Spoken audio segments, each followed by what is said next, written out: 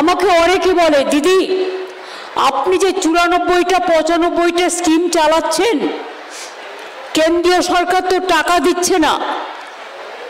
আমাদের এখন জানেন একটাই ট্যাক্স, জিএসটি ট্যাক্স। সব টাকাটা কেন্দ্রীয় সরকার তুলে নিয়ে যায়।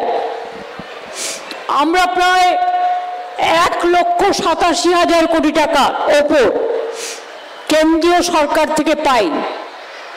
তাছাড়াও এই যে স্বাস্থ্যের ব্যাপারে সাধারণ মানুষের কাছে জিএসটি কাটা হতো, গদিবাবুরা একা ক্রেডিট নিচ্ছেন, কিন্তু আপনারা কি জানেন এর জন্য রাজ্য সরকারের তহবিল থেকে 20,000 কোটি টাকা কেটে নেওয়া হয়েছে।